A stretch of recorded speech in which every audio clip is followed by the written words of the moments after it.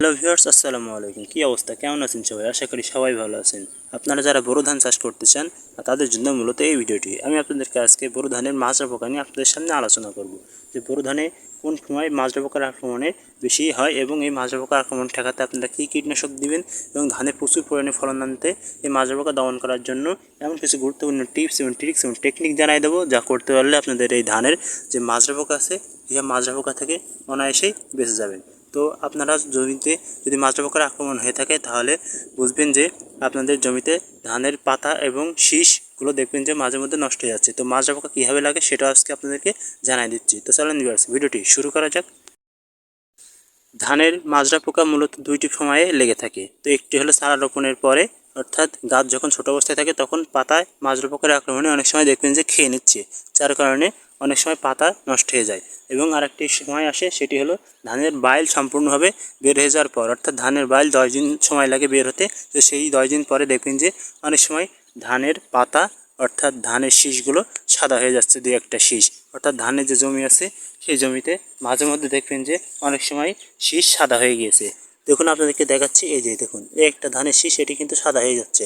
তো এটি গোড়া এটা টানলে দেখবেন যে গোড়ার দিকে মাজরা পোকার আক্রমণে ছিদ্র হয়ে খেয়ে নিয়েছে, অর্থাৎ গোড়ার দিকে মাজরা পোকার আক্রমণে ছিদ্র হয়ে গিয়েছে, যার কারণে আপনাদের এই ধানের জমিতে এই যে মাজরা পোকা আছে সেই মাজরা পোকার কারণে এই ধানগুলো চিটা হয়ে যাচ্ছে।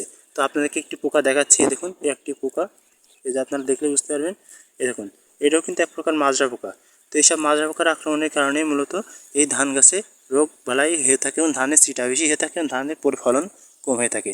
তো এর জন্য আপনারা কী কীটনাশক স্প্রে করবেন সেটা আপনাদের কাছে বলে দিই। তো এই ধানের মাজরা পোকার জন্য গুরুত্বপূর্ণ একটি কীটনাশক একটি বাজারে উঠেছে, সেটি হলো সিনজেন্টা কোম্পানির একটি কীটনাশক। এই কীটনাশকটা দিতে পারলে আপনাদের প্রচুর পরিমাণে এই ধানের ফলনে হবে এবং এই মাজরা যে পোকা আছে মাজরা পোকার আক্রমণ থেকেও আপনারা বেঁচে যাবেন। সেই কীটনাশকটির নাম হলো ইনসিপিও, অর্থাৎ সিনজেন্টা কোম্পানির ইনসিপিও নামক কীটনাশকটা আপনারা এই মাজরা পোকার জন্য এই ধানের জমিতে ভালোভাবে স্প্রে করে দিতে পারেন। তো এটি সপ্তাহে একবার এবং 7 দিন পর 2বার স্প্রে করবেন। করলে আপনাদের এই ধানের জমিতে যে মাজরা পোকা আছে সেই মাজরা পোকাগুলো থেকে আপনারা অনায়াসে বেঁচে যাবেন। এবং দ্বিতীয় আরেকটি কীটনাশক, সেটির নাম হলো শানটাপ। এই শানটাপ নামক কীটনাশকটাও দিতে পারেন। তাছাড়া আপনারা এইমগোল, তারপরে নন স্টপ, তারপরে এসব কীটনাশকও আপনারা দিতে পারেন এই মাজরা পোকা দমনের জন্য। তো এইমগোল নামক কীটনাশকটাও অনেক ভালো একটি কীটনাশক। এই এইমগোল কীটনাশকটা আপনারা প্রয়োগ করতে পারেন এবং ধানের জমিতে প্রচুর পরিমাণে ফলন আনার জন্য আপনারা নাটিভো নামক কীটনাশকটাও দিতে পারেন। এবং এই যে ধানের জমিতে অতিরিক্ত হারে যদি এরকম যে পোকা হয়ে থাকে, এই দেখুন ভিউয়ার্স, এটা দেখাচ্ছি আপনাদেরকে, এই যে দেখুন এই ধানের জমিতে 3টি পোকা হয়েছে। তো এর জন্য আপনারা বিভিন্ন পাতা নামক কীটনাশক আছে, এই পাতা কীটনাশক স্প্রে করতে পারেন।